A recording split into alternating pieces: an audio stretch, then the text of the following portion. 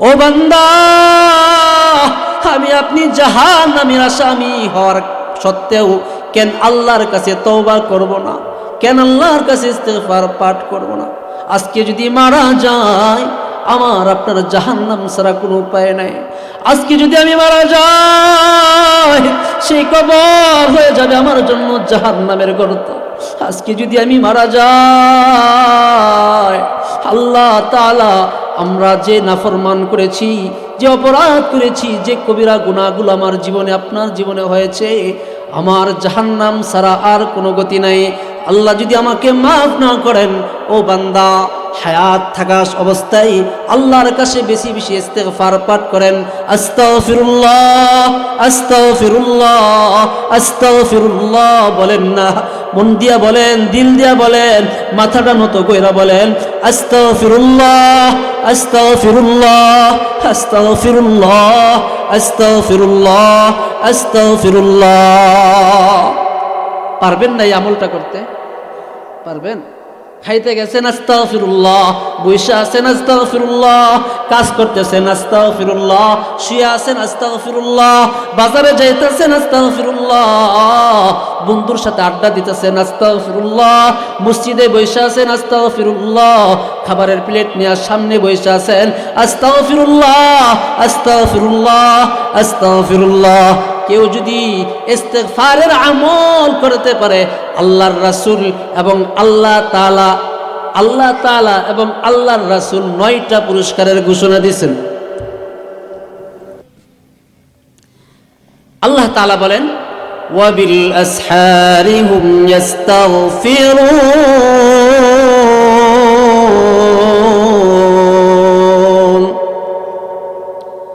আল্লাহ তাআলা বলেন, পৃথিবীতে এমন কোনো মুত্তাকিন নাই যারা আমার কাছে তওবা করে নাই, ইস্তিগফার করে নাই। আল্লাহ তাআলা মুত্তাকিনদের সিফাত উল্লেখ করতে গিয়া বলেন, আমার মুত্তাকিনদের সিফাত হলো, আমার মুত্তাকিনদের গুণ হলো, গভীর রজনী যখন পৃথিবীর মানুষগুলো ঘুমের মধ্যে চলে যায়, মা ঘুমায়, বাবা ঘুমায়, সন্তান ঘুমায়, পৃথিবীর সমস্ত মানুষগুলো ঘুমিয়ে যায়, আকাশ বাতাসগুলো নিস্তব্ধ থাকে, গাছের মধ্যে কোনো নড়াচড়া থাকে না, গর্তের পিপিলিকা পর্যন্ত গর্তের মধ্যে ঢুকে যায়, পশু পাখিগুলো তাদের বাসার মধ্যে অবস্থান করে।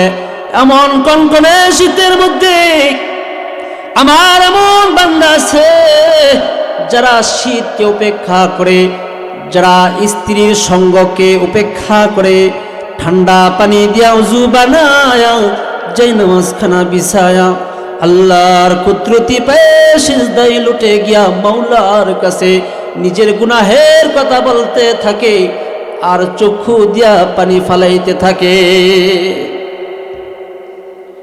পৃথিবীতে এমন কোন নবী নাই, এমন কোন রাসূল নাই যারা তওবা ইস্তিগফার পাঠ করে নাই। সমস্ত আম্বিয়া কেরাম, সমস্ত নবী রাসূলগণ আল্লাহর কাছে তওবা করেছেন, আল্লাহর কাছে ইস্তিগফার পাঠ করেছেন। আমাদের পিতা আদম আলাইহিস সালাতু ওয়াস সালাম, আদি পিতা আদম আলাইহিস সালাতু ওয়াস সালাম জান্নাতের মধ্যে নিষিদ্ধ গাছের ফল খাওয়ার কারণে আল্লাহ তাআলা দুনিয়ার জমিনে প্রেরণ করে দেন। হযরতে আদম নবী দুনিয়াতে আসার পর নিজের ভুলের কারণে আল্লাহর কাছে তওবা ইস্তিগফার পাঠ করতে আরম্ভ করে দিলেন। আদম নবী একদিন না, 2 দিন না, 1 বছর না, 2 বছর না, 100 বছর না, 200 বছর না, 350 বছর পর্যন্ত আল্লাহর কাছে তওবা করেন, আল্লাহর কাছে ইস্তিগফার পাঠ করতে থাকেন। আল্লাহ রাব্বুল আলামিন আদম নবীকে ডাক দিয়ে বলেন, আদম, আমি তোমাকে একটা বাক্য শিখায়া দেই, সেই বাক্য বলে বলে আমার কাছে তওবা করো, আমার কাছে ইস্তিগফার পাঠ করো, আর তোমার আদম সন্তান, তোমার সন্তানদেরকে জানায়া দাও, তারাও যেন গুনাহ করলে সেই বাক্য পড়ে আমার কাছে তওবা ইস্তিগফার পাঠ করে। তাহলে আমি আল্লাহ ক্ষমা করে দিব। আল্লাহ তাআলা শিখা দিলেন, আমার সাথে বলেন না, রব্বানা যালামনা আনফুসানা ওয়া ইল্লাম তাগফির লানা ওয়া তারহামনা লানাকুনান্না মিনাল খাসিরিন। পারেন সবাই এই বাক্যটা? পারেন? হ্যাঁ, আল্লাহ তাআলা আদমকে শিখিয়ে দিলেন, ও আদম বলো বলো রব্বানা, হে আমার প্রতিপালক, যালামনা আনফুসানা, জুলুম করেছি নিজের নফসের উপর, ওয়া ইল্লাম তাগফির লানা ওয়া তারহামনা, আল্লাহ তুমি যদি ক্ষমা না করো, দয়া না করো, লানাকুনান্না মিনাল খাসিরিন, ক্ষতিগ্রস্তদের অন্তর্ভুক্ত হয়ে যাব। হযরতে আদম আলাইহিস সালাতু ওয়াস সালাম যখন এই বাক্য পড়ে আল্লাহর কাছে ইস্তিগফার পাঠ করলেন, আল্লাহর কাছে দোয়া করলেন, আল্লাহ ঘোষণা দিলেন, আদম যাও যাও, আমি তোমাকে মাগফিরাতের ঘোষণা দিয়ে দিলাম। हर गरीब नेकी तू तैयार है, जो ना मांगे उससे तू बेज़र है। अल्लाह अल्लाह क्या मुबारक नाम है, अल्लाह अल्लाह तू मेरा माशूक है। अल्लाह अल्लाह इच शिरीन नाम, शीरे शौकर न कुनत जो नम तमाम। अल्लाह अल्लाह तू मेरा माबूद है, अल्लाह अल्लाह तू मेरा माशूक है। आवाज दिया बोलें ना अल्लाहु আকবার। हजरते आदम अल्लाहर काছে तौबा করছেন নি? বলেন না কেন? হযরতে মূসা কালিমুল্লাহর নাম শুনছেন নি? হ্যাঁ, মূসা কালিমুল্লাহ শানওয়ালা একজন নবী, জলিলুল কদর একজন নবী, যার সাথে আল্লাহ তাআলা সরাসরি কথা বলতেন তুর পর্বত থেকে। বলেন না সুবহানাল্লাহ। হযরতে মূসা নবী আল্লাহর সাথে কথা বলতেন, এত জলিলুল কদর একজন নবী, তিনিও আল্লাহর কাছে তওবা করেন, ইস্তিগফার পাঠ করেন, আল্লাহর কাছে নিজের অপরাধের জন্য মাথা নত করে দেন। মূসা নবী এক কিপ্তিকে থাপ্পড় মারছে, এক থাপ্পড় খায় কিপ্তি মাটির মধ্যে পড়ে গেছে। বলেন আল্লাহু আকবার। এক থাপ্পড়ের কি পাওয়ার! থাপ্পড় একটা দিছে, একবারে মাটিতে পড়ে গেছে, পড়েই শেষ, মরে গেছে। কেমন পাওয়ার নবীজের থাপ্পড়ের মধ্যে, ঠিক কিনা? মূসা নবী যখন এক থাপ্পড় মারলেন, থাপ্পড় খায়া কিপ্তি মাটির মধ্যে পড়ে গেল, শেষ হয়ে গেল। মূসা নবী চিন্তা করলেন, হায় আমি কি করলাম, থাপ্পড় দিলাম, শেষ হয়ে গেল, আমি তো বুঝতে পারলাম না, আমি ভুল করে ফেলেছি। মূসা নবী সাথে সাথে আল্লাহর কাছে মাথাটা নত কইরা দিলেন, আল্লাহকে ডাক দেয়া বলেন, আল্লাহ বুঝি না, তুমি আমাকে মাফ করে দাও, নিজের নফসের উপর জুলুম করে ফেলেছি। রব্বি ইন্নী যালামতু নাফসি ফাগফিরলি ফাগফারলা। মূসা নবী আল্লাহকে বলেন, আল্লাহ আমি জুলুম করে ফেলেছি নিজের নফসের উপর, তুমি আমাকে ক্ষমা করে দাও। আল্লাহর কাছে যখন মূসা নবী তার অপরাধ স্বীকার করলো, আল্লাহ তাআলা ঘোষণা দিয়ে দিলেন, ফাগফারলা, ও মূসা আমি আল্লাহ তোমাকে মাফ করে দিলাম। হযরতে দাউদ আলাইহিস সালাতু ওয়াস সালাম শানওয়ালা একজন নবী, জলিলুল কদর একজন নবী, দাউদ নবী আলাইহিস সালাতু ওয়াস সালাম। আল্লাহ তাআলা দাউদ নবীকে মনোমুগ্ধকর কণ্ঠ দান করেছিলেন, সবচাইতে সুন্দর কণ্ঠের অধিকারী বানাইছিলেন দাউদ নবীকে। পৃথিবীতে এমন কণ্ঠের অধিকারী আর কাউকে বানান নাই। দাউদ নবী আলাইহিস সালাতু ওয়াস সালামের কণ্ঠ ছিল চমৎকার। দাউদ নবী যখন তাওরাত কিতাব তেলাওয়াত করতেন, সমুদ্রের মৎস্যরাজিগুলো সেই সমুদ্রের তলদেশ থেকে সেই সমুদ্রের মাঝখান থেকে দাউদ নবীর তেলাওয়াত শোনার জন্য সমুদ্রের কিনারায় চলে আসতো। বলেন আল্লাহু আকবার। দাউদ নবী যখন তাওরাত কিতাব তেলাওয়াত করতেন, সে আসমান দিয়া উপর দিক দিয়া যদি কোনো পাখি উড়ে উড়ে যাইত, আর দাউদ নবীর তেলাওয়াত শোনা মাত্রই সেই পাখিগুলো স্থির হইয়া সেই ডালের মধ্যে বসে পড়তো। বলেন না সুবহানাল্লাহ। শুতাই নয়, দাউদ নবী যখন তাওরাত কিতাব তেলাওয়াত করতেন, সমুদ্রের উত্তাল তরঙ্গগুলো থেমে যাইত, সমুদ্রের ঢেউগুলো থেমে যাইত। বলেন না আল্লাহু আকবার।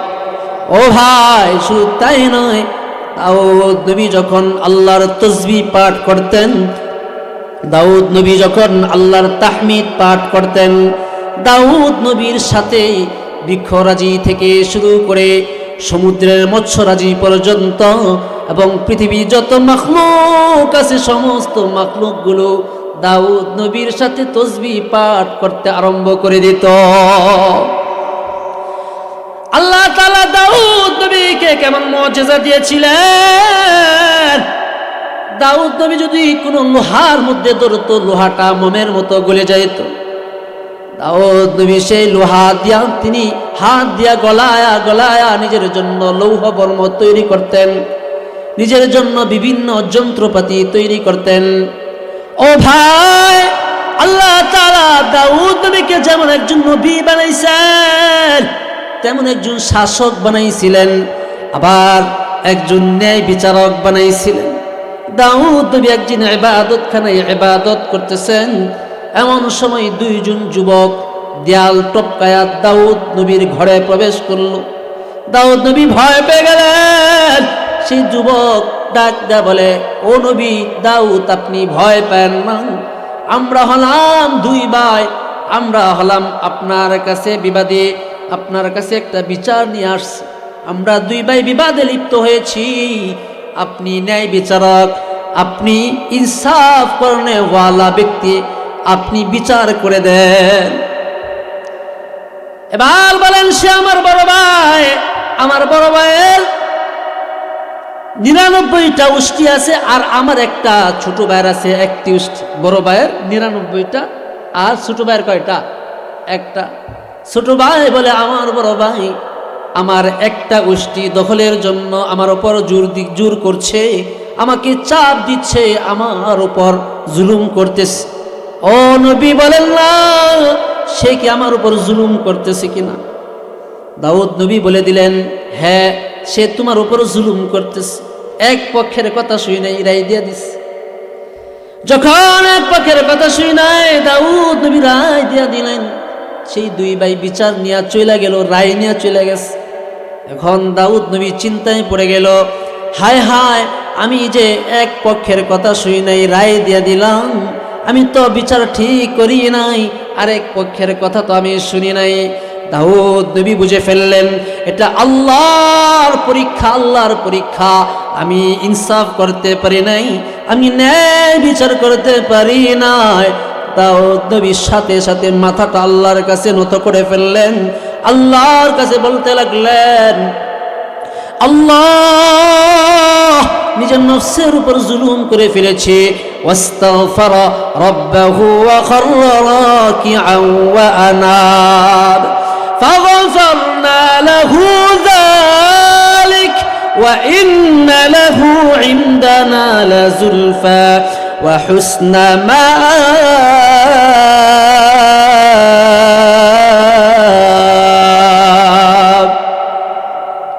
আল্লাহু আকবার। ঘুমায় গেছেন নি? হ্যাঁ, আল্লাহু আকবার কইবেন, মনে মরে যেতেছেন। বলেন না আল্লাহু আকবার, আরো জোরে বলেন না আল্লাহু আকবার।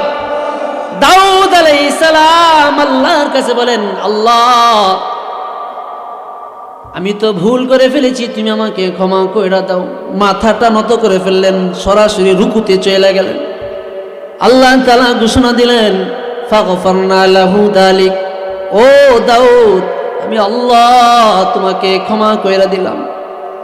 আল্লাহ তাআলা বলেন, ও দাউদ, তুমি আমার কাছে মাথা নত করছো, আমি আল্লাহ তোমার মর্যাদা আমার কাছে বুলন্দ করে দিলাম। তো আল্লাহর কাছে মাথা নত করলে সম্মান বাড়ায়া দেন কে? আল্লাহ বাড়ায়া দেন। অহংকারী লোককে আল্লাহ তাআলা অপমান অপদস্থ করেন, আর বিনয়ী ব্যক্তিকে আল্লাহ তাআলা সম্মানিত করেন। ও ভাই, হযরতে ইউনুস নবীর নাম শুনছেন নি? হ্যাঁ, ইউনুস আলাইহিস সালাতু ওয়াস সালাম সম্প্রদায়ের সাথে রাগ কইরা তিনি তার সম্প্রদায়ের এলাকা ছেড়ে অন্য কোথাও চলে যাচ্ছেন, কারণ তার সম্প্রদায় তার কথা মানে না, তার দাওয়াত গ্রহণ করে না। ইউনুস নবী যখন তার সম্প্রদায়ের সাথে রাগ করে অন্য কোথাও চলে যাচ্ছেন, আল্লাহ তাআলা ইউনুস নবীকে পরীক্ষায় ফেলাইয়া দিলেন। ইউনুস নবীকে মাছ গিলে ফেললো, বিশাল বড় এক মাছ ইউনুস নবীকে গিলে ফেললো। ইউনুস নবী মাছের পেটের ভিতরে চলে গেলেন। ইউনুস নবী বিপদের মধ্যে পড়ে গেল।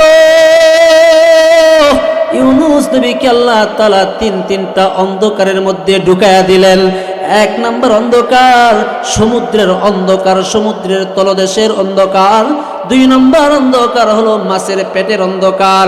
তিন নম্বর অন্ধকার হলো আল্লাহ রাব্বুল আলামিন সেই গভীর রজনীতে সেই সমুদ্রের রাতের অন্ধকার। একটা হলো মাছের পেটের অন্ধকার, দুই নম্বর সমুদ্রের তলদেশের অন্ধকার, তিন নম্বর হলো রাতের অন্ধকার। এই তিনটা অন্ধকারের ভিতরে ইউনুস নবী চলে গেলেন।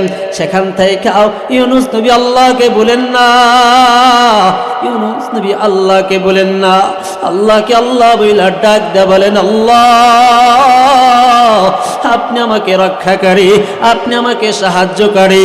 আল্লাহ আপনি যদি সাহায্য না করেন আমাকে কেউ সাহায্য করবে না।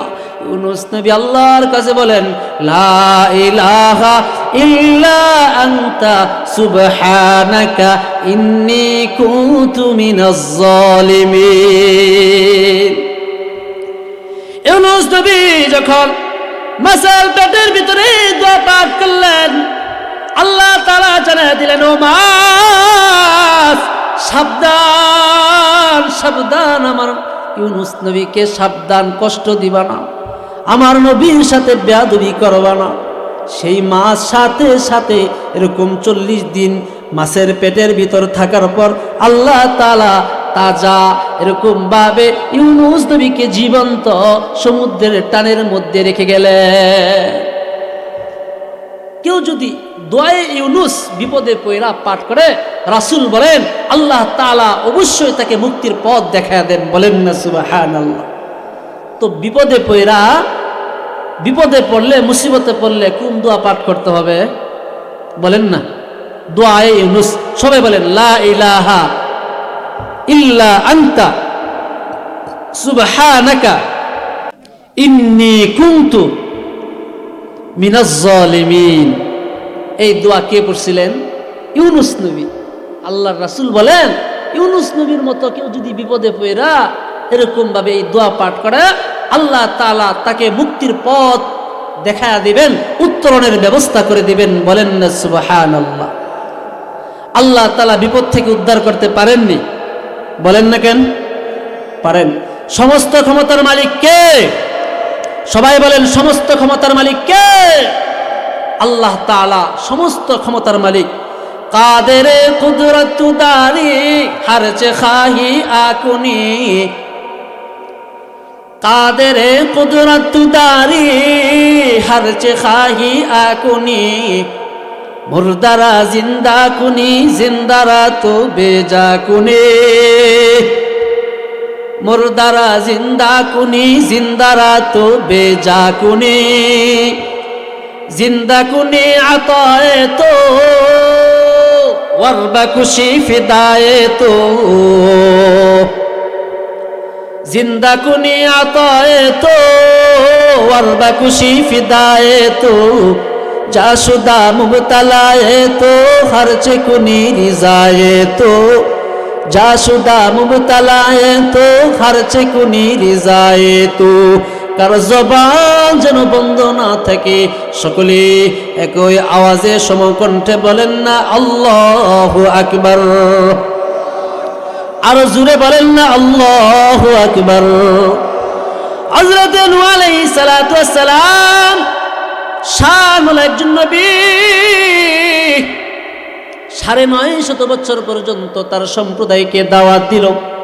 তার সম্প্রদায় নূহ নবীর কথা শুনলেন না, নূহ নবীর ডাকে সাড়া দিল না। ৯৫০ বছরে মাত্র ৮০ জন মানুষ নূহ নবীর কথা শুনল। নূহ নবী মনে বড় কষ্ট, ভ্রাক্রান্ত হৃদয় নিয়া, মনে বড় কষ্ট নিয়া আল্লাহর কাছে বলতেছেন, রব্বিগফিরলি ওয়ালিওয়ালিদাইয়া ওয়ালিমান দাখালা বাইতিয়া মুমিনাও ওয়ালিল মুমিনিনা ওয়াল মুমিনাত। আল্লাহ আমাকে আপনি ক্ষমা করে দেন, আমার পিতামাতাকে আপনি ক্ষমা করে দেন। আল্লাহ যারা ঈমান হালতে মুমিন অবস্থায় আমার ঘরে অর্থাৎ মসজিদের মধ্যে প্রবেশ করবে তাদেরকে আপনি ক্ষমা করে দেন। আল্লাহ তাআলা নূহ নবীর জামানায় পুরা পৃথিবী মহাপ্লাবনে প্লাবিত করে ফেললেন। পুরা পৃথিবী পানির নিচে চলে গেল, গাছ গাছালি বৃক্ষরাজি সব কিছু পানির নিচে চলে গেল, মানুষের ঘর বাড়ি পানির নিচে চলে গেল। ইউনূস নবী তার সম্প্রদায়কে, তার অনুসারীদেরকে নৌকার মধ্যে চড়াইলেন, তার নৌকার মধ্যে আরোহণ করায়া ইউনূস নবী ভ্রমণ করতেছেন। দেখেন তার সন্তান কিনান, সেই কাফের সন্তান, বেঈমান সন্তান কিনান, সে পাহাড়ের উপর দাঁড়ায় আছে। ইউনূস নবী ডাক দেয়া বলে, সন্তান আজকের আযাব থেকে কেউ বাঁচতে পারবে না, আমাদের নৌকায় তুমি চলে আসো। সেই কেনান অস্বীকার করলো, আসলো না, তার বাপের ডাকে সাড়া দিল না। কিন্তু নূহ নবী তো আল্লাহ তাআলা তাকে একটা সন্তান দিয়েছেন, পিতৃত্বের মায়া মোহাব্বত নূহ নবীর অন্তরের মধ্যে আছে, ঠিক কিনা বলেন? নূহ নবী সন্তানকে যখন এই বিপদে দেখল, আল্লাহকে ডাক দেয়া বলেন, আল্লাহ তুমি না বলছো আমার পরিবারের মধ্যে থেকে আমি আমার পরিবারকে নৌকায় উঠাইতে পারবো? আল্লাহ তাআলা সাথে সাথে জবাব দিয়া দিলেন, হে নূহ ইন্নাহু লাইসা লাকা মিন আহলি। নূহ শুনা না, কিনান যদিও তোমার সন্তান কিন্তু সে বেঈমান, আল্লাহকে বিশ্বাস করে না, তোমাকে নবী হিসাবে বিশ্বাস করে না। ও নূহ তোমার সন্তান তোমার পরিবারভুক্ত না। ও নূহ শুনা না, তোমার সন্তানকে নৌকায় উঠাইতে পারবা না, আমি কাফেরদের বেঈমানদেরকে এভাবে আযাবে ধ্বংস করে দেব। নূহ নবী যখন আল্লাহর এই উত্তর শুনল, নূহ নবী আল্লাহর কাছে মাথাটা নত করে ফেললেন, আল্লাহকে ডাক দিয়ে বলেন, আল্লাহ ইন্নী আউযু বিকা মা লাইসা লাকা বিহি ইলম। আমি তোমার কাছে এমন বিষয়ে প্রার্থনা করলাম যেই বিষয় সম্পর্কে আমার কোনো জ্ঞান নাই।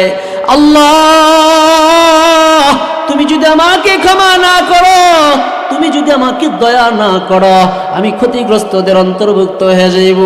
আল্লাহ তাআলা ঘোষণা দিলেন, ও নূহ আমি যাও যাও তোমাকে ক্ষমা করে দিলাম। ও ভাই, সমস্ত আম্বিয়া কেরামরা ইস্তিগফার পাঠ করেছেন। আমি বলছিলাম নি, সমস্ত আম্বিয়া কেরামরা ইস্তিগফার পাঠ করেছেন। ৪-৫ জন নবীর উদাহরণ দিয়ে আপনাদেরকে বুঝাইলাম যে নবীরা ইস্তিগফার আল্লাহর কাছে মাথা নত করছে। বুঝছেন নি? বুঝছেন? এবার আসেন, ও ভাই, সমস্ত আম্বিয়া কেরামরা যে আল্লাহর কাছে তওবা করলো, ইস্তিগফার করলো, আমার আপনার নবী, বিশ্ব নবী, আকায়ে নামদার, মদিনা কা তাজদার, শাফি আজম, রফি আকরাম, সাইয়্যিদুল মুরসালিন, রাহমাতুল লিল আলামিন, যার পূর্বের আর পিছনের সমস্ত গুনাহ আল্লাহ মাফ করে দিয়েছেন। আল্লাহ তাআলা যাকে শয়তানের প্রভাব প্রতিপত্তি থেকে আপনার পূর্বের আর আপনার পরের যত গুনাহ আছে আমি আল্লাহ মাফ করে দিলাম। যেই নবীকে আল্লাহ অগ্রিম অতীতের গুনাহ, অগ্রিম ভবিষ্যতের গুনাহ মাফ করে দিচ্ছেন, সেই নবী দিনে একবার না, দুইবার না, এরকম ভাবে ১০০ বার পর্যন্ত আল্লাহর কাছে তওবা করেন, ইস্তিগফার পাঠ করেন। ১০০ বার। কয়বার? আল্লাহর নবী বলেন, ইয়া আইয়ুহান নাস তুবু ইলাল্লাহ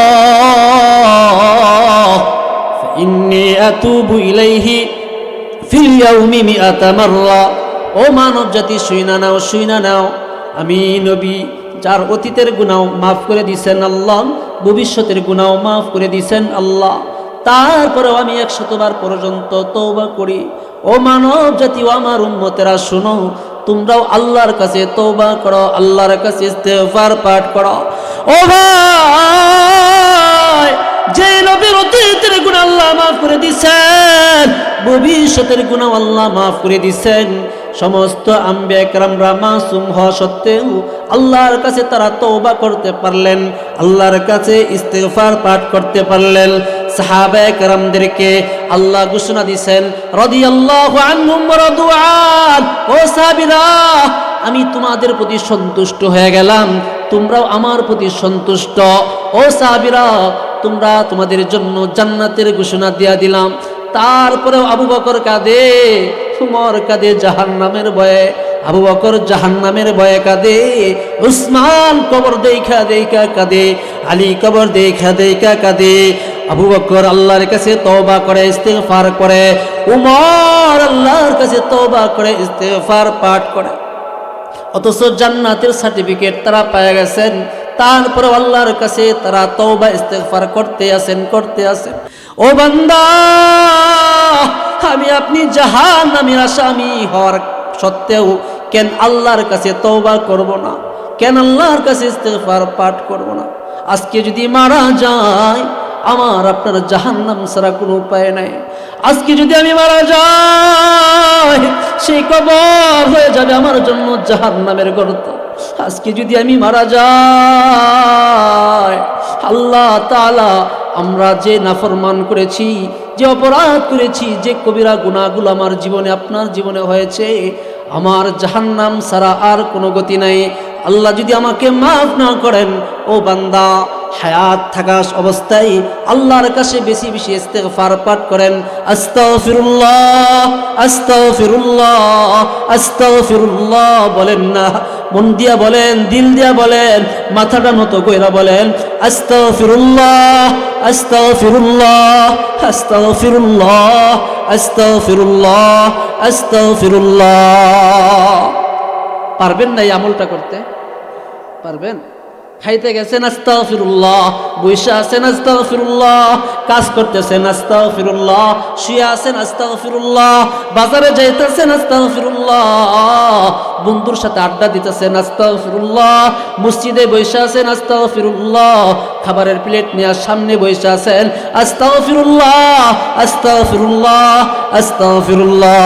কেউ যদি ইস্তেগফারের আমল করতে পারে, আল্লাহর রাসূল এবং আল্লাহ তাআলা এবং আল্লাহর রাসূল 9টা পুরস্কারের ঘোষণা দিয়েছেন। সুবহানাল্লাহ, রাস্তে কোন কয়টা? আমল কতটুকু? আস্তাগফিরুল্লাহ, আস্তাগফিরুল্লাহ, এর সাথে বেশি আস্তাগফিরুল্লাহ। ওযু লাগবে? ওযু ছাড়া ওযু লাগবে না। ওযু অবস্থায়, ওযু ছাড়া যেমনি পারেন সর্বহালতে, শুধু টয়লেট ছাড়া আর স্ত্রীর সহবাস ছাড়া, যখন ইচ্ছা আপনি পড়তে থাকেন আস্তাগফিরুল্লাহ, আস্তাগফিরুল্লাহ, আস্তাগফিরুল্লাহ। পুরস্কার কয়টা বলেন সবাই? কয়টা? আবার বলেন, জুড়ে বলেন। 9টা পুরস্কার। 1 নম্বর পুরস্কার আসেন, 5টা পুরস্কারের কথা আল্লাহ বলছেন। কয়টা পুরস্কারের কথা? 5টি পুরস্কারের কথা স্বয়ং আল্লাহ বলছেন, আল্লাহ। আর 4টি পুরস্কারের কথা বলছেন স্বয়ং নবীজি। এই হলো 9টি। আরো পুরস্কার আছে, আমি আপনাদেরকে 9টা বলতেছি। এবার আসেন, আল্লাহ তাআলা 1 নম্বর পুরস্কারের ঘোষণা দেন, ইউরসিলিস সামাআ আলাইকুম মিদরারা।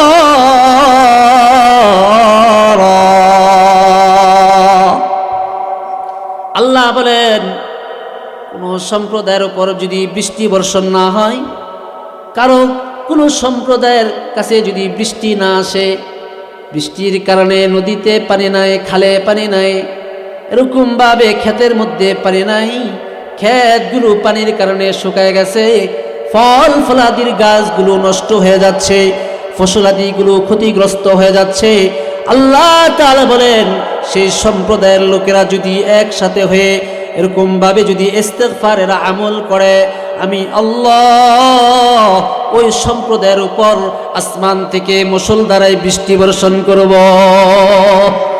আল্লাহু আকবার। 2 নম্বর পুরস্কার, ওয়ায়ুমদিদকুম বিআমওয়াল। আল্লাহ তাআলা বলেন, ও বান্দা, তোমার সম্পদ নাই, সম্পদের জন্য কত হাহাকার, সম্পদের জন্য তুমি নামাজ সাল্লা, রোজা সাল্লা, সম্পদের জন্য তুমি হালাল খাবার ছাইরা দিলা, সম্পদের জন্য ভাই ভাইয়ের মধ্যে দ্বন্দ্ব করলা, সম্পদের জন্য সন্তান বাবাকে চিনে না, বাবা সন্তানকে চিনে না, ভাই ভাইকে চিনে না, ভাই বোনকে চিনে না। সম্পদের জন্য আমি আল্লাহ নিষেধ করলাম সুদ, সুদের কাছে তোমরা গেলাম। সম্পদের জন্য আমি আল্লাহ নিষেধ করলাম ঘুষ, সেই ঘুষের কাছেও তোমরা গেলা।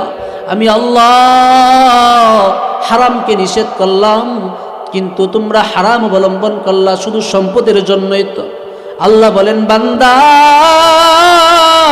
তুমি যদি ইস্তিগফারের আমল বেশি বেশি করতে পারো, আমি আল্লাহ তোমার সম্পত্তি বাড়ায়া দিব। ঘোষণা কার? বলেন না কার? বিশ্বাস হয়নি? ইস্তিগফারের আমল করেন। পুরা তর্জমা করতেছি আমি, ব্যাখ্যা তাফসীর কিচ্ছু করতেছি না, পুরা তর্জমা করতেছি আল্লাহর কথা। ওয়ায়ুমদিদকুম বিআমওয়াল, ইউমদিদকুম, আমি আল্লাহ তোমাদেরকে সম্পদ দান করব, সম্পদ। ওয়াবানিন, আল্লাহ বলেন, বান্দা, তোমার সন্তান হয় না। অনেকেই বিয়া করেছেন, 10 বছর হয়ে গেছে, কিন্তু সন্তান হয় না। কত ডাক্তার দেখাইলেন, কত কবিরাজ দেখাইলেন, কত কি দেখাইলেন, কত ওষুধ খাইলেন। আল্লাহ বলেন, বান্দা, তুমি যদি বেশি বেশি ইস্তিগফারের আমল পাঠ করতে পারো, বেশি বেশি ইস্তিগফারের দোয়া পাঠ করতে পারো, আমি আল্লাহ তোমাকে সন্তান দান করব। কষ্ট হচ্ছে আপনাদের? হ্যাঁ, যে মুরব্বী বারাজে উঠা বসা করতেছে, 1 নম্বর যেতেছে। হ্যাঁ, 1 নম্বর। হ্যাঁ, আচ্ছা, উঠেন না কেউ। হ্যাঁ, উঠেন না, আল্লাহর জন্য বসছি, ইনশাআল্লাহ শেষ পর্যন্ত থাকবো ইনশাআল্লাহ। কয়টা গেল পুরস্কার? বলেন বলেন, কয়টা? 3টা। এবার আল্লাহ তাআলা বলেন, ওয়ায়াজিদকুম কুওয়াতান ইলা কুওয়াতিকুম। বান্দা, বসতে গেলে তুমি শক্তি পাও না, বসতে গেলে দাঁড়াইতে পারে না, দাঁড়ানোর শক্তি পাও না, আছে না? হাঁটতেছে কিন্তু শক্তি নাই, কাজে গেছে কাজে কর্মে শক্তি পায় না, ব্যবসা বাণিজ্যে শক্তি পায় না, চাকরি বাকরিতে শক্তি পায় না, শরীরের মধ্যে জোর নাই, শরীরের মধ্যে শক্তি নাই। আল্লাহ বলেন, ওয়াজিদকুম কুওয়াতান ইলা কুওয়া। আমি আল্লাহ, কেউ যদি ইস্তিগফারের আমল করতে পারে, আমি আল্লাহ তাকে শক্তিশালী করে দিব। তার শরীরের মধ্যে আমি আল্লাহ শক্তি বাড়ায়া দিব, তার শরীরের মধ্যে আমি আল্লাহ জোর বাড়ায়া দিব, জোর বাড়ায়া দিব। কাজ করতেছে, মাটি টানতেছেন আপনি, ইস্তিগফার করেন, শরীরের মধ্যে দেখবেন আলাদা এসকো চলে আসবে। বলেন না সুবহানাল্লাহ। আপনি বাজারে যাচ্ছেন, হাইটা হাইটা বাজারে যাইতেছেন, কিন্তু শরীরের মধ্যে শক্তি পাচ্ছেন না, দুর্বল হয়ে গেছে শরীরটা। বেশি বেশি ইস্তিগফার করেন, আল্লাহ তাআলা শরীরের মধ্যে শক্তি দান করবেন। বলেন না সুবহানাল্লাহ। কয়টা গেল? কয়টা? আলোচনা বুঝতেছেন আমার? ইস্তিগফারের কয়টা ফজিলত গেল? 4টা। এবার আসেন, আল্লাহর রাসূল বলেন, ওয়া মিন কুল্লি হাম্মিন ফারজা ওয়া মিন কুল্লি দীকিন মাখরাজা। 1 নম্বর, ওয়া মিন কুল্লি দীকিন মাখরাজা। 5 নম্বর পুরস্কার, রাসূল বলেন, কোন বান্দা যদি তওবা ইস্তিগফারের আমল পাঠ করতে পারে, আমি রাসূল ঘোষণা দিয়ে দিলাম, আল্লাহ তাআলা তাকে সকল সংকট থেকে উত্তরণের ব্যবস্থা করে দিবে। ও বান্দা, বিপদের মধ্যে আছো, ইস্তিগফার পড়ো, আস্তাগফিরুল্লাহ আস্তাগফিরুল্লাহ, আল্লাহ তাআলা বিপদ থেকে উদ্ধার করে দিবে। ও বান্দা, ব্যবসার মধ্যে লস খাইছ, ব্যবসার মধ্যে লাভ হয় না, তওবা করে ইস্তিগফার করো, ইস্তিগফার, আল্লাহ তাআলা ব্যবসার মধ্যে লাভ বাড়ায়া দিবে। তোমার ক্ষেত খামারের মধ্যে ক্ষতিগ্রস্ত হইছ, এবারে ফসল হয় নাই, বেশি বেশি ইস্তিগফার পড়ো, আস্তাগফিরুল্লাহ আস্তাগফিরুল্লাহ, ক্ষেত খামারের মধ্যে আল্লাহ তাআলা বরকত দিয়া দিবে। ও বান্দা, মিথ্যা মামলায় তুমি জর্জরিত, বেশি বেশি তওবা করো, ইস্তিগফার পাঠ করো, আল্লাহ তাআলা মিথ্যা মামলা থেকে উদ্ধার করে দিবে। ও বান্দা, চতুর্দিকে তোমার শত্রু বইরা গেছে, বেশি বেশি তওবা করো, ইস্তিগফার পাঠ করো, আল্লাহ তাআলা শত্রুদেরকে বন্ধু হিসাবে রূপান্তরিত করে দিবে। 2 নাম্বার, ওয়া মিন কুল্লি হাম্মিন ফারজা, আল্লাহর রাসূল বলেন সকল চিন্তা থেকে, পেরেশানি থেকে মুক্তি দান করবেন। ও বান্দা, নিজের সন্তানকে নিয়ে পেরেশানির মধ্যে আছেন, বেশি বেশি তওবা করেন, ইস্তিগফার পাঠ করেন, আল্লাহ তাআলা সন্তানের পেরেশানি দূর করে দিবে। স্ত্রীকে নিয়ে পেরেশানির মধ্যে আছেন, বেশি বেশি ইস্তিগফার পাঠ করেন, আল্লাহ তাআলা স্ত্রীর পেরেশানি দূর করে দিবে। আপনার চাকরি হয় না, চাকরি নিয়ে পেরেশানিতে আছেন, বেশি বেশি ইস্তিগফারের আমল করেন, আল্লাহ তাআলা আপনাকে চাকরি জোগাড় করে দিবে। ও বান্দা, বিভিন্ন ধরনের ফিতনা ফাসাদের মধ্যে পড়ে গেছেন, পেরেশানির মধ্যে পড়ে গেছেন, বেশি বেশি তওবা করেন, বেশি বেশি ইস্তিগফারের আমল করেন, আল্লাহ তাআলা সকল ধরনের বিপদ, সকল ধরনের আপদ থেকে, সকল ধরনের মুসিবত থেকে উদ্ধার করে দিবেন। কয়টা গেল? 6টা। কয়টা? 6টা। এবার আসেন, আল্লাহ তাআলা বলেন ওয়ারযুকু মিন হাইথু লা ইয়াহতাসিব। ও বান্দা, বেশি বেশি যদি তওবা আর ইস্তিগফারের আমল পাঠ করতে পারো, আল্লাহ তাআলা তোমার রিজিকের ব্যবস্থা এমন জায়গা থেকে করে দিবে তুমি কল্পনা করতে পারবা না। তোমার কল্পনার বাহির থেকে, তোমার ধারণার বাহির থেকে আল্লাহ তাআলা রিজিকের ব্যবস্থা করে দিবে। আহা, ইস্তিগফার চিন্তা করছেন, ছোট্ট একটা আমল, ছোট্ট আমল, ফজিলত কত বেশি। এবার আসেন 8 নম্বর পুরস্কার, আল্লাহ তাআলা বলেন ওয়ায়াজআল লাকুম জান্নাতিন ওয়ায়াজআল লাকুম আনহারা।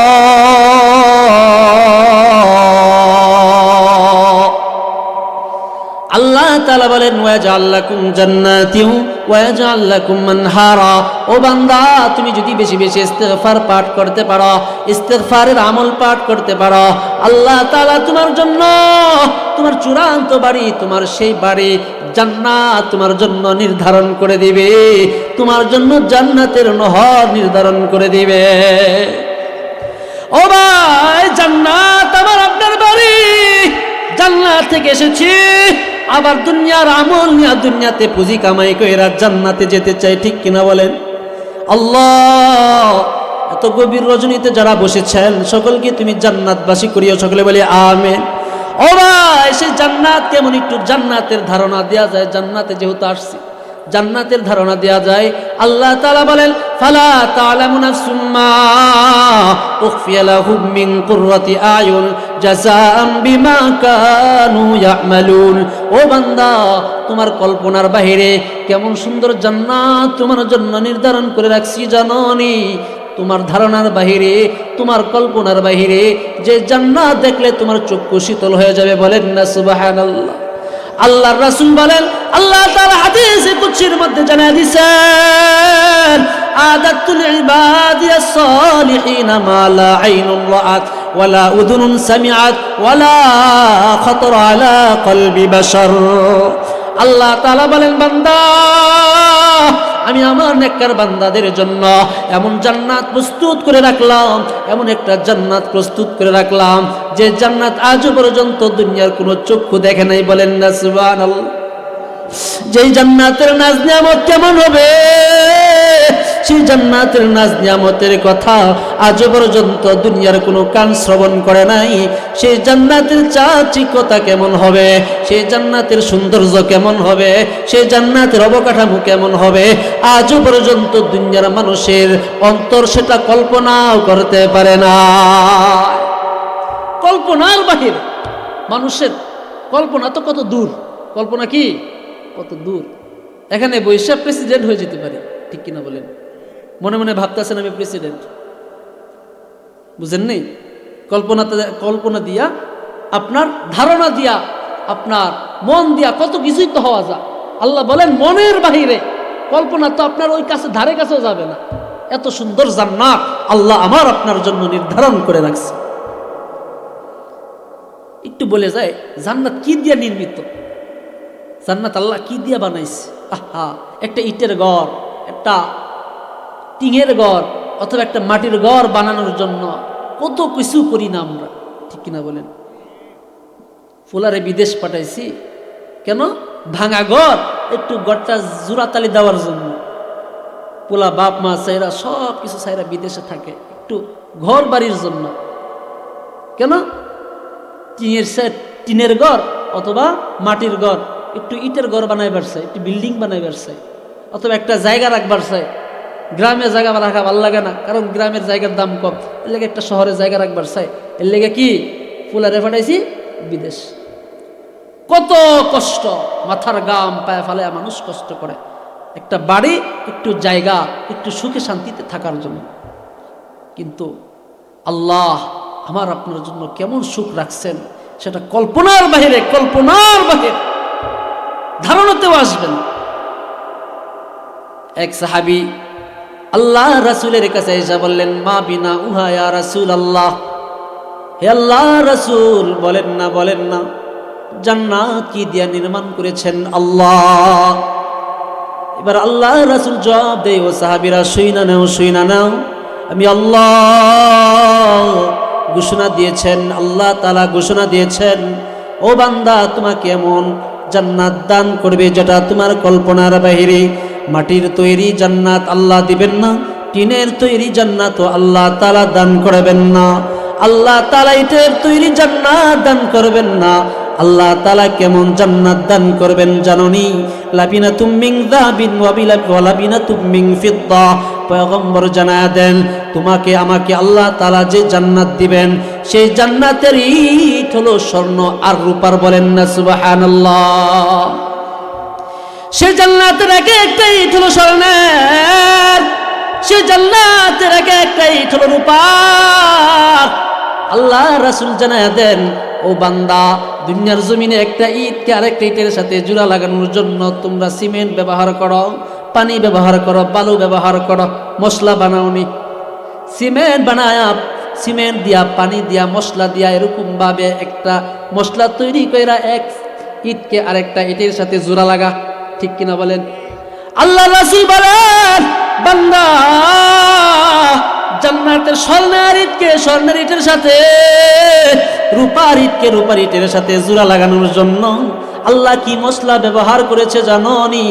দুনিয়ার সাধারণ কোনো মশলা না, দুনিয়ার সাধারণ কোনো সিমেন্ট না, দুনিয়ার সাধারণ কোনো ভালো না, দুনিয়ার সাধারণ কোনো পানি না। আল্লাহ তাআলা মিশকে আম্বরকে সেই মশলা হিসাবে ব্যবহার করেছে।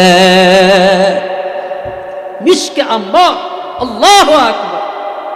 শুধু তাই নয়, আল্লাহ তাআলা বলেন, ও বান্দা, দুনিয়ার জমিনে কঙ্কর হলো মূল্যহীন। কঙ্কর দিয়া গাছের মধ্যে ডিল মারি, ঠিক কিনা বলেন? কঙ্কর দিয়ে আরেকজনের গাছ থেকে আম পাড়ার লেগে ডিল মারি, আরেকজনের পুকুরের মধ্যে ডিল মারি, আরেকজনের ক্ষেতের মধ্যে ডিল মারি, কঙ্করের কোনো মূল্য নাই। আল্লাহ বলেন, বান্দা, তোমার সেই জান্নাতের মধ্যে সামান্য কঙ্কর ব্যবহার করছি, কত দামি জানোনি? আমি আল্লাহ তোমার সেই জান্নাতের মধ্যে মণিমুক্তার কঙ্কর ব্যবহার করেছে। শুধু তাই নয়, আল্লাহ বলেন, বান্দা, সেই জান্নাতের মাটি কত দামি। দুনিয়ার জমিনে সারা পৃথিবীর মধ্যে 4 ধরনের মাটির বাহিরে আর কোনো মাটি নাই। কয় ধরনের মাটি আছে? চার ধরনের মাটির বাহিরে আর কোনো মাটি নাই। এঁটেল মাটি, কাদা মাটি, লাল মাটি, এছাড়া আর কোনো মাটি নাই। আল্লাহ বলেন, বান্দা তোমার সেই জান্নাতের মধ্যে আমি আল্লাহ জাফরানের মাটি তৈরি করে দিয়েছি। জাফরান দ্বারা আমি আল্লাহ তোমার জান্নাতের মাটি তৈরি করে দিয়েছি। বলেন না সুবহানাল্লাহ। শুধু তাই নাই বান্দা, দুনিয়ার জমিনে কত নহরই তোমরা দেখো, নদীর নহর দেখো, দুধের নহর দেখো নাই, মদের নহরও দেখো নাই, মধুর নহরও দেখো নাই, শুধুমাত্র পানির নদী দেখছ, পানির সমুদ্র দেখছ।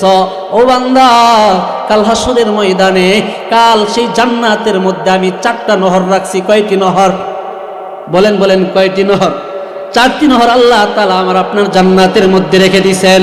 1 নাম্বার হলো পানির নহর। পানির নহর, দুনিয়ার পানি দুর্গন্ধ হয়ে যায়, দুনিয়ার পানির মধ্যে খড়কুটা পয়রা যা, দুনিয়ার পানি পচা গন্ধ হয়ে যা, দুনিয়ার পানির রং পরিবর্তন হয়ে যা, কালার পরিবর্তন হয়ে যায়। আল্লাহ বলেন, বান্দা জান্নাতের মধ্যে এমন একটা পানির নহর তোমাদের জন্য রেখে দিছি, যা কখনো দুর্গন্ধ হবে না। সচ্ছল নির্মল পানির নহর আমি আল্লাহ তোমাদের জন্য ব্যবস্থা করে রাখছি, যা তোমাদের চক্ষু কখনো দেখে না। আল্লাহ বলেন, বান্দা 2 নাম্বার নহর হলো মধুর নহর। মধুর, কিসের নহর? মধুর নহর আল্লাহ তাআলা রেখে দিয়েছেন। আল্লাহ তাআলা স্বচ্ছ খাঁটি মধুর নহর রেখে দিয়েছেন। দুনিয়াতে খাঁটি মধু পাওয়া যায় না। যদি পাওয়া যায় তাহলে চিনি মিশ্রিত, ঠিক কিনা বলেন? ভেজাল মিশ্রিত মধু পাওয়া যায়, খাঁটি মধু পাওয়া বড়ই দুষ্কর। আল্লাহ বলেন, বান্দা কাল হাসরের ময়দানে তোমার জান্নাতের মধ্যে খাঁটি মধুর নহর রেখে দিয়েছি। শুধু তাই নয়, আমি দুধের নহর রাখছি, খাঁটি দুধের নহর রাখছি, যেই দুধ কখনো দুর্গন্ধ হয় না, যেই দুধ কখনো পচে না, গলে না, যেই দুধ কখনো জমা হয় না। দুনিয়ার দুধ যদি সকালবেলা রেখে দেন বিকালবেলা জমে যায়, বিকালবেলা রাখলে রাতের বেলায় জমে যায়, গ্রানটা অন্যরকম চলে আসে, দুর্গন্ধ ভাব চলে আসে। আল্লাহ বলেন, বান্দা আমি আল্লাহ তোমার জন্য দুধের নহর রেখে দিছি, যা কখনো ময়লা হবে না, যা কখনো দুর্গন্ধ হবে না। 3 নম্বর নহর হলো আল্লাহ তাআলা বলেন শরাবের নহর। কিসের নহর? শরাবের নহর, মদের নহর রাখছেন। বলেন না আল্লাহু আকবার। মদের নহর। ও বান্দা, যারা দুনিয়াতে মদ খাও না, যারা দুনিয়াতে মদ পান করো না, যারা দুনিয়াতে কোনো পানীয় পান করো না, শরাব পান করো না, কোনো নেশা জাতীয় পানি পান করো না, কোনো ধরনের নেশা করো না, আল্লাহ তাদের জন্য খাঁটি সুস্বাদু মদের নহর রেখে দিছে। খাইতে ইচ্ছা আসেনি? হ্যাঁ, খাওয়ার ইচ্ছা আছে? বলেন না কেন? দুনিয়াতে মদ খাওয়া নিষেধ। আল্লাহ কাল হাসরের ময়দানে জান্নাতে মদ খাওয়ানোর জন্য আল্লাহ নহরি বানায়া দিছে। বলেন না আল্লাহু আকবার। ও ভাই, সেই জান্নাত কেমন হবে? কেমন জান্নাত? বলে যায় শুইনা নেন, সেই জান্নাতের মধ্যে কোনো বৃদ্ধ মানুষ প্রবেশ করবে না। যারা প্রবেশ করবে 33 বছরের যুবক, টকবগে যুবক। বলেন না আল্লাহু আকবার। শুতাই না হাসরের ময়দানে যখন জান্নাতীরা জান্নাতে চলে যাবেন, জাহান্নামীরা যখন জাহান্নামে চলে যাবেন, জান্নাতে যাওয়ার আগ মুহূর্তে একটা ঘাটি পাড়ি দিতে হবে। সেটা হলো মিজানের ঘাটি, পুলসিরাতের ঘাটি। কিসের ঘাটি বলেন? পুলসিরাতের ঘাটি। সেই পুলসিরাতের ঘাটি কেউ কেউ হামাগুড়ি দিয়া পার হবে, আবার কেউ কেউ দৌড়ায়া পার হবে, আবার কেউ কেউ বিজলির গতিতে পার হয়ে যাবে, আবার কেউ কেউ চোখের পলকে পার হয়ে যাবে। আল্লাহ কাল হাসরের ময়দানে চোখের বিজলির নেই, আল্লাহ চোখের পলকের নেই, তুমি আমাদেরকে পুলসিরাত পার করে দিও। সকলে বলি আমিন। ও বান্দা, কাল হাসরের ময়দানে যখন জান্নাতের সামনে একত্রিত হয়ে যাবেন, জান্নাতের গেটের সামনে সকলে একত্রিত হয়ে যাবেন, জান্নাতের গেটের সামনে সকল আম্বিয়া কেরামরা উপস্থিত থাকবেন, সকল মুমিনরা উপস্থিত থাকবেন, সকল মুত্তাকিনরা উপস্থিত থাকবেন। মুত্তাকিনরা উপস্থিত থাকার পর আল্লাহ তাআলা ঘোষণা দিয়া দিবেন, ও বান্দা আমি আল্লাহ তোমাদের জন্য 2টা নহর প্রস্তুত করে রাখছি।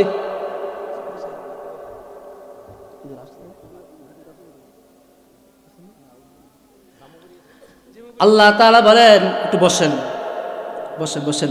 আল্লাহ তাআলা বলেন, বান্দা আমি তোমার জন্য দুইটা নহর রাখছি। এক নাম্বার, যে তোমরা একটা নহর থেকে পানি পান করবা, আর একটা নহর থেকে তোমরা ওযু করবা। একটা নহর থেকে পানি পান করা, আরেকটা নহর থেকে কি ওযু করা। আল্লাহ বলেন, বান্দা যে নহর থেকে তোমরা ওযু করবা, ওযু করার সাথে সাথে তোমার নাকের মধ্যে ময়লা ছিল, তোমার মুখের মধ্যে থুতু ছিল, তোমার মুখের মধ্যে কাশি ছিল, ও বান্দা ওযু করার সাথে সাথে একদিনের জন্য না, 2 দিনের জন্য না, চিরকালের জন্য নাকের ময়লাগুলো দূর হয়ে যাবে, মুখের কাশিগুলা দূর হয়ে যাবে। ও বান্দা দুনিয়ার জমিনে সামান্য একটু নাপাক, সামান্য একটু দুর্গন্ধ খাবার খাইলে অথবা বাসি খাবার খাইলে পেটটা খারাপ হয়ে যাইতো, টয়লেটে তুমি আসা যাওয়া করতা।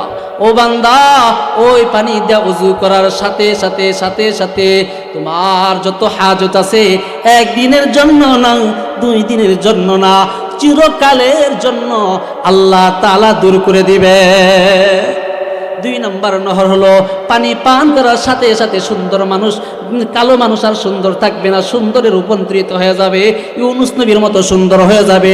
বেটে মানুষ আর বেটে থাকবে না, এরকম ভাবে আদম আলাইহিস সালাতু ওয়াস সালামের মতো 60 হাত লম্বা হয়ে যাবে। শুধু তাই নয়, বৃদ্ধ মানুষ আর বৃদ্ধ থাকবে না, 33 বছরের যুবকে রূপান্তরিত হয়ে যাবে। সে জান্নাত তোর ইচ্ছা আসেনি? কার কার আছে একটু হাত তুলে দেখান। সে জান্নাত তোর যদি ইচ্ছা থাকে আজকে হাত নামান, একটু নামাজের শুরুতে বসেন, সকলে বলেন, সকলে নামাজের শুরুতে একটু বসেন, হুজুর দোয়া করে দেবেন। নামাজের শুরুতে একটু বসেন, মনটাকে একটু নরম করেন, চোখ দুইটাকে নিচে নামান, মনটাকে একটু নরম কইরা চোখ দুইটাকে একটু নিচে নামান, আল্লাহকে বলেন আল্লাহ, সবাই বলেন না আল্লাহ।